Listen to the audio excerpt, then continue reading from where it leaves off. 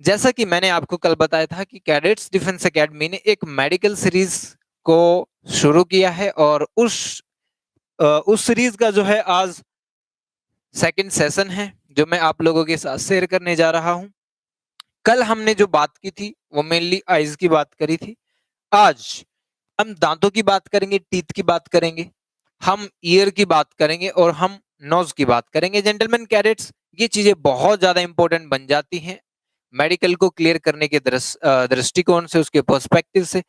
अगर आप थोड़ा ढील बरतेंगे तो चीजें जो हैं आपको दबाती हुई चली जाएंगी, उसका सॉल्यूशन आप फाइंड नहीं करेंगे, तो चीजें आपकी परफॉर्मेंस को अफेक्ट करेंगी definitely.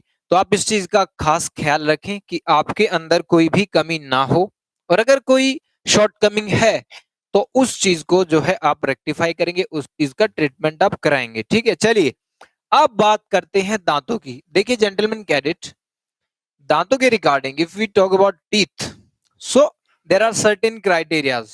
Okay, first is dental point. Dental points आपके काउंट होते हैं, और डेंटल पॉइंट्स किस तरीके से काउंट होते हैं जेंटलमैन कैडेट्स, उस चीज पे हम चर्चा करेंगे। उसके बाद आपका, देखिए पहले मैं आपको डेंटल पॉइंट्स के बारे में ही बताने जा रहा हूं। ठीक है, देखिए डेंटल पॉइंट्स,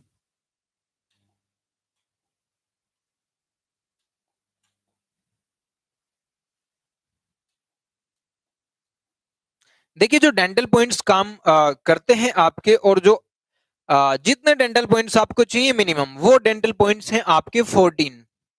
ठीक है, 14 डेंटल पॉइंट्स जो हैं आपके मिनिमम होने चाहिए।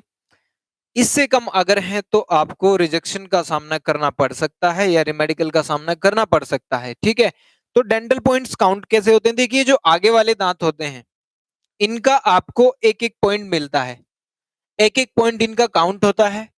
और लास्ट में ये जो आपके मोलर होते हैं, दाढ़ जिसको बोलते हैं, उनके आपको दो दो पॉइंट मिलते हैं जेंटलमैन।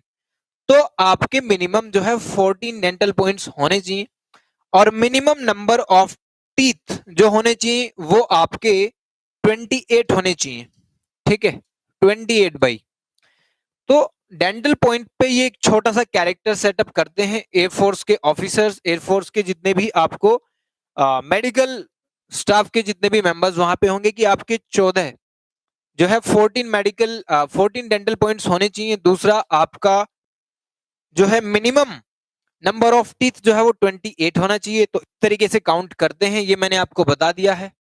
आपका डेंटल पॉइंट कैसे काउंट होता है? अगर आपका नीचे वाला दांत ऊपर वाला दांत से ऐसे प्रॉपर टकराएगा या प्रॉपर उस पे फिट बैठेगा तो आपको एक पॉइंट मिलेगा। लेकिन अगर आपका नीचे वाला दांत गायब है, ऊपर वाला दांत आपका बिल्कुल सही है, तो आपको कोई भी पॉइंट नहीं मिलेगा। इट मींस आपको फुल पॉइंट तब मिलेगा जब आपका ऊपर वाला दांत भी और नीचे वाला दांत जो है एक दूसरे से बिल्कुल ऐसे फिट बैठेगा। सपोज आपकी एक दाढ़ जो है वो जो बोलते हैं विजडम टूथ, जो पीछे से सबसे लास्ट में निकलती है, वो अभी केवल निकल रही है और प्रॉपर डेवलप नहीं हुई है, तो उसका आपको पॉइंट नहीं मिलेगा। ठीक है, जब तक कि वो पीछे वाली दाढ़ ऊपर वाली दाढ़ से बिल्कुल ऐसे नहीं मिल जाती, तब तक आपका पॉइंट काउंट नहीं होगा। इसका मतलब केवल आपको जो हेल्दी टीथ हैं उसका ही आपको पॉइंट मिलेगा जेंटलमैन कैडेट। तो ये तो था एक तरीका डेंटल पॉइंट्स काउंट करने का। दूसरा टार्टार कैलकुलस और पीरियोडोंटाइटिस। अगर आपके दांतों पे एक हल्की सी पपड़ी जो जम जाती है, अगर आप उसकी सफाई करा के नहीं जाते हैं तो आपको रिमेडिकल मिल सकता है। तो इस चीज को इंश्योर करें कि आप अपने दांतों की सफाई करा के जाएं, बिल्कुल जाएं, और इस चीज को हल्के में ना लें। ये जो टार्टार है इस चीज को आप हल्के में ना लें जेंटलमैन। ठीक है, चलिए अब नेक्स्ट आ जाता है कि कैविटी या फिर टूथ डीके। अगर कोई दांत जो है आपका टूट गया है, चोट लग गई है, तो उसको आप रेक्टिफाई करा के जाएं, उसको रिपेयर करा के जाएं डेंटिस्ट से। और अगर कोई कैविटी है तो घबराने की जरूरत नहीं है, कोई दांत गला हुआ है तो भी घबराने की जरूरत नहीं है। कुछ लोगों में भ्रम पैदा हो जाता है कि सर ये दांत जो है वो खराब हो गया, तो अब तो क्या इसका कोई सोल्यूशन है? देखिए जेंटलमैन, सोल्यूशन यही है कि आप उसको रिपेयर करा के जाएं। अगर कैविटी है तो उसकी फिलिंग करा के जाएं। एक में है, दो दांत में है, तीन दांत में है, कितने भी दांतों में हो, आप उसकी फिलिंग करा के जाएं। और अगर आपका टूथ डिके, अगर कोई जो है दांत आपका डिकीज है या फिर आपका टूटा हुआ है, तो उसका भी रिपेयर का आपको ध्यान रखना है। टूथ कैप, अगर किसी दांत पे कैप लगी हुई है तो वो कैप प्रॉपर होनी चाहिए। वो कैप जो है वो अगर बहुत ज्यादा दिन हो गए, और ऐसा हो जाता है कभी कभी कि जो कैप है वो खुद में काली पड़ जाती है, या फिर वो कैप टूटी फूटी है, तो उसको लेके ना जाएं। इसका मतलब कहने का तात्पर्य ये है कि आप मेडिकल के टाइम पे फुली दांतों को रिपेयर करा के जाएं। ठीक है, चलिए, इस चीज की कोई दिक्कत नहीं है। अगर बीच से कोई दांत गायब है तो आपको उसका पॉइंट नहीं मिलेगा, बस ऐसा नहीं कि आपको बाहर निकाल देंगे। और अगर उसकी कैप लगवा के जाएंगे आप, या फिर ट्रांसप्लांट करवा के जाएंगे, तो चलेगा, आपको उसका पॉइंट मिलेगा। ठीक है, अगर कैप लगवा के जाएंगे तो उसका आपको पॉइंट मिल जाएगा, कोई इसमें दिक्कत नहीं है। अब कुछ एक और प्रॉब्लम्स हैं जेंटलमैन, जैसे ये देखिए आप, इसका नाम होता है क्रॉस बाइट।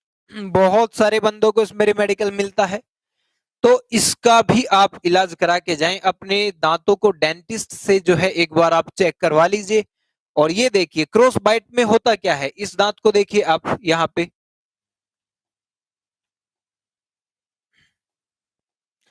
ये दांत देखिए आगे, इस पे ये जो इसके पीछे जो दांत है, ये वाला दांत तो आगे आ गया, और ये वाला दांत देखिए आप पीछे चला गया, इसका मतलब, और ये वाला फिर आगे आ गया है। और यहाँ पे जो दांतों की सीक्वेंस होती है, आपके टीथ की जो सीक्वेंस होती है वो बिगड़ी हुई रहती है। कुछ दांत आपके आगे, जो आगे दांतों के आ जाते हैं, और कुछ दांत जो है वो पीछे चले जाते हैं, क्रॉस बाइट इसको बोलते हैं। अगर आपको ये प्रॉब्लम है तो आपको मेडिकल का सामना करना पड़ सकता है। तो इंश्योर करें कि मेडिकल जाने से पहले आप इस चीज को बिल्कुल भी मत भूलिएगा, और डेंटिस्ट के पास जाके इस बीमारी का इलाज जो है आप करा लीजिएगा। क्रॉस बाइट को सीरियसली लें, इसको इग्नोर ना करें। एक और बीमारी होती है जेंटलमैन, देखिए आपका जबड़ा जो है वो ऐसे रहता है। अगर आपने पीछे वाली दाढ़, यहाँ पे देखिए आप क्लियरली, ये देखिए, ये पीछे वाली दाढ़ तो मिली हुई है, लेकिन यहां से आगे से आपका जो है वो टीथ, पीछे वाली दाढ़ मिल जाती है लेकिन आगे से ऐसे खुला रह जाता है आपका जबड़ा। तो इस बीमारी को बोलते हैं हम ओपन बाइट। अगर ओपन बाइट आपको है तो इसको, इस पे आपको पॉइंट बन सकता है मेडिकल में। तो इसका ट्रीटमेंट आप एक बार देख लें, इंश्योर करें, और आप डेंटिस्ट के पास जाके जरूर कंसल्ट करें। ये देखिए पहले की फोटो है ओपन बाइट में, और ये जो है ये फाइनल इलाज के ट्रीटमेंट के बाद की है। तो इस पे भी आपको ध्यान रखना है, ओपन बाइट को इग्नोर ना करें। ओपन बाइट पे आपको परमानेंट रिजेक्शन तक भी मिल सकता है। ध्यान रखें और देखें कि क्या किसी तरह की शॉर्टकमिंग जो है अ, आपको अफेक्ट करने वाली तो नहीं है। देखिए ये नेक्स्ट, ये भी एक तरीके की प्रॉब्लम है आपके टीथ से related, deep bite. Deep bite, देखिए डीप बाइट में क्या होता है दोस्तों, इसमें गम्स होते हैं। देखिए जब आप अपने ऊपर और नीचे के दांतों को ऐसे मिलाते हैं, तो ऊपर वाले जो दांत होते हैं कुछ, वो नीचे वाले गम्स में धंस जाते हैं, उनमें उन्हें उनमें टक्कर मारते हैं। और जो नीचे वाले दांत होते हैं वो कभी कभी ऊपर वाले गम्स में जो है वो कोलिड करते हैं। तो इस तरीके की बीमारी को जो है इस तरीके की जो है कमी को हम डीप बाइट बोलते हैं। तो इस चीज का भी आप ध्यान रखें, कहीं ऐसा ना हो कि इग्नोर करने के चक्कर में आपको मेडिकल में कोई पॉइंट बन जाए। तो इन चीजों का आप ध्यान रखेंगे जेंटलमैन कैडेट्स।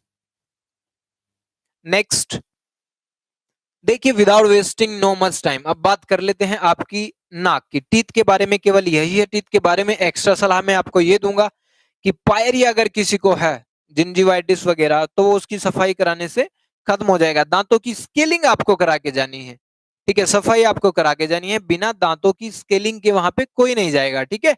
चलिए, अब डीएनएस की एक प्रॉब्लम आती है आपकी नाक। देखिए नाक में ये साफ साफ यहाँ पे दिखाई दे रहा है, देखिए नाक में जो मेन प्रॉब्लम आती है वो कैंडिडेट्स को आती है डीएनएस में। DNS means deviated nasal septum. इसमें यहाँ पे देखिए, ये जो हड्डी है ये तिरछी है, डेविएटेड है, और ये देखिए ये सीधी है। ये नॉर्मल कंडीशन की हड्डी है और ये आपका डेविएटेड। इसका मतलब ये आपको डीएनएस है। ये कई टाइप का होता है। कुछ लोगों में नाक की हड्डी जो है वो बाहर को निकल जाती है, कुछ लोगों में ये थोड़ा नीचे को दब जाती है, कुछ लोगों में यहाँ पे जो है वो मांस जो है आपका मसल्स बढ़ जाती हैं थोड़ा, तो वो अभी दिखाऊंगा मैं आपको। लेकिन डीएनएस के बारे में एक बात आपको सुन लीजिए, आपको डीएनएस है या नहीं है ये आप आपका डॉक्टर आपको बताएगा। अब डीएनएस दो तरीके का होता है, एक होता है माइल्ड, ओके, एक होता है माइल्ड डीएनएस, ठीक है, और एक होता है क्रिटिकल डीएनएस। अगर आपको सीरियस डीएनएस है, क्रिटिकल डीएनएस है, तो आपको सर्जरी करानी पड़ेगी। लेकिन अगर आपको माइल्ड डीएनएस है तो माइल्ड डीएनएस में आपको सर्जरी की आवश्यकता बिल्कुल भी नहीं है। माइल्ड डीएनएस में जो है आपको सर्जरी नहीं करानी है। माइल्ड डीएनएस में हो सकता है आपको रिमेडिकल कभी कभार मिल जाता है, लेकिन वो माइल्ड डीएनएस होने के कारण आपको रिमेडिकल में पास कर दिया जाता है, तो घबराने की कोई बात नहीं है। लेकिन जिन लोगों को क्रिटिकल डीएनएस है और उन्हें सर्जरी की जरूरत है तो वो सर्जरी टाइमली करा लें, बिकॉज इस चीज में आपको दिक्कत आती है जब आप सर्जरी करा के जाते हैं तो मिनिमम 3 वीक्स का टाइम आपको चाहिए होता है, जिसमें आप रिकवर कर पाए और आपका ये जो घाव बनेगा ऑपरेशन के बाद, सर्जरी के बाद, उसको रिकवर होने के लिए मिनिमम 21 दिन का, 3 हफ्ते का टाइम चाहिए होता है। इस बीच दिक्कत वहां पे आ जाती है, अगर आपको कोल्ड हो गया या आपकी नाक से पानी वगैरह कुछ बहता है और इसमें एक प्रॉब्लम आती है परफोरेशन की, कभी कभी जो सर्जरी होती है वो फेल हो जाती है, तो बड़ी दिक्कतों का सामना करना पड़ता है। तो बिना टाइम वेस्ट किए आप इन चीजों को एंश्योर करें कि एक बार डॉक्टर के पास जाके मैं डीएनएस अपना चेक करा लूं, ताकि मेडिकल के टाइम पे कोई किसी प्रकार की दिक्कतों का सामना मुझे ना करना पड़े, ठीक है। चलिए, तो डीएनएस ये है। डीएनएस होता बहुत, देखिए 90% लोगों को कुछ ना कुछ माइल्ड डीएनएस होता है, ठीक है।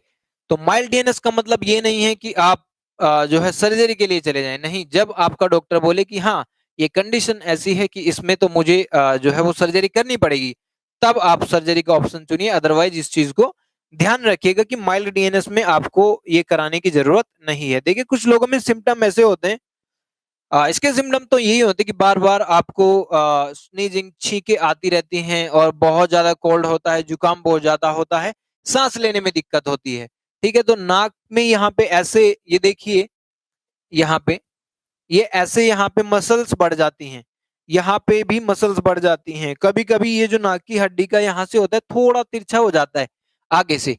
तो ये डॉक्टर आपको बताएंगे कि आपका माइल्ड है या क्रिटिकल है या फिर आपको सर्जरी के गो थ्रू होना पड़ेगा, तो ये चीजों का ध्यान रखें।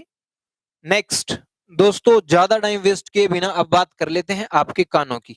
नाक में यही एक दो मेन टेस्ट है डीएनएस का, ठीक है। उसके अलावा कोई इतना खास कुछ ऐसा प्रॉब्लम आपको नहीं आएगा, ठीक है। नेक्स्ट देखिए ईयर। ईयर में मैं आपको बता दूं, देखिए कुछ एक टेस्ट लिखे हुए हैं हियरिंग।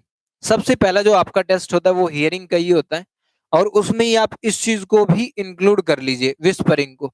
आपको जो है वो 6 मीटर यानी कि 600 सेंटीमीटर दूर से एक आपके एक कान को ऐसे दाब लिया जाएगा, और उस कान को दबाने के बाद आपको आपके एक साइड जो है वो विस्परिंग की जाएगी 600 सेंटीमीटर दूर से, या फिर वो कुछ बोलेंगे, आपको ये बताना है, वो ABCD इस तरीके का कुछ अक्षर बोलेंगे या कोई नाम लेंगे या फिर कुछ किसी तरीके की स्पेशल इंडिकेशन आपको देंगे, आपको वो रिकॉग्नाइज करनी है, वो आइडेंटिफाई करनी है। तो एक तो हियरिंग और विस्परिंग का टेस्ट होता है। दूसरा ईयर वैक्स, सबसे इंपॉर्टेंट पॉइंट। बहुत सारे लोग केयरलेसनेस के कारण मेडिकल ऐसे ही चले जाते हैं बिना कान साफ कराए कि देखी जाएगी जो होगा देख लेंगे, लेकिन देखी जाएगी जो होगा देख लेंगे के चक्कर में आपको पॉइंट मिलने वाला है मेडिकल का, इसके अलावा कुछ नहीं मिलेगा, ठीक है।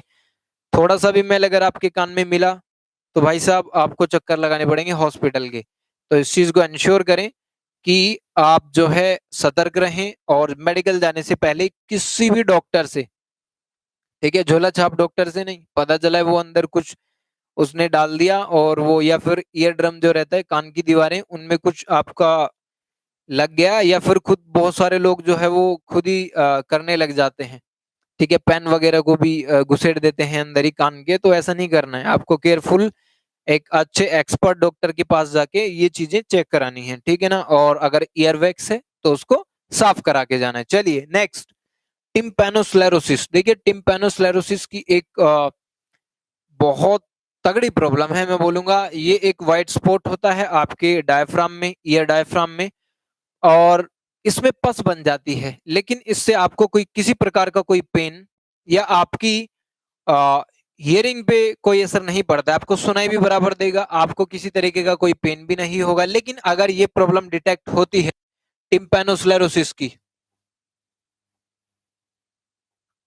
अगर टिम्पैनोस्क्लेरोसिस की प्रॉब्लम जो है ये डिटेक्ट होती है तो आपको permanent rejection, what did I say gentleman, PR not TR, permanent rejection के चांसेस भी होते हैं, because surgery is not allowed, इसके सर्जरी जो है वो अलाउड नहीं होती। कुछ केसेस में ये होता है कि सर्जरी अलाउड है लेकिन वो डिटेक्ट की जाती है, या किस तरीके का डॉक्टर आपके मेडिकल बोर्ड में बैठा है, इन चीजों पे भी आपका मेडिकल डिपेंड करता है। बहुत सारे डॉक्टर्स लीनियंट होते हैं और बहुत सारे मेडिकल बोर्ड्स जो है वो अच्छे होते हैं, तो इन चीजों पे भी डिपेंड करता है जेंटलमैन।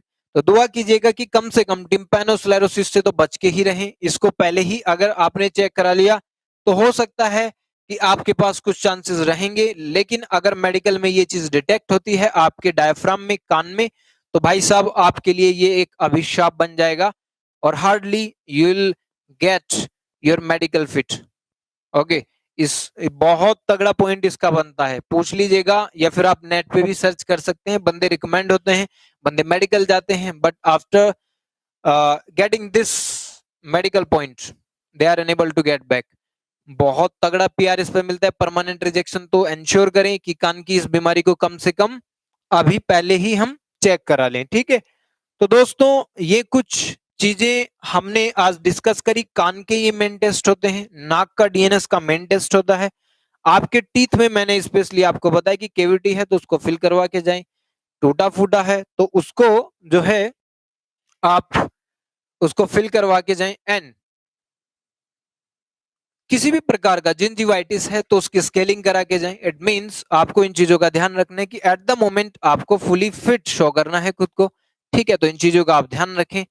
और बाकी मैं तो आपको यही बोलूंगा कि अगर आपको मेडिकली फिट होना है तो आपको कम से कम एक बार टेस्टिंग अपनी बॉडी की करा लेनी चाहिए। और इस सीरीज में, आने वाली सीरीज में जो है नेक्स्ट जो बातें होंगी वो आपकी स्वेटिंग इन पाम्स, और आपका नॉक नी, और आपका कैरी एंगल, और आपका थ्रोट से रिलेटेड होंगी। और धीरे धीरे करके एक एक मेडिकल का पॉइंट जो है हम ऐसे ही समझते जाएंगे। आप लोगों में अगर अवेयरनेस रहेगी, जानकारी रहेगी, तो आप इन चीजों को सुधार पाएंगे समय रहते हुए। तो बस with that said I would say जय हिंद, जय भारत, जेंटलमैन कैडेट्स।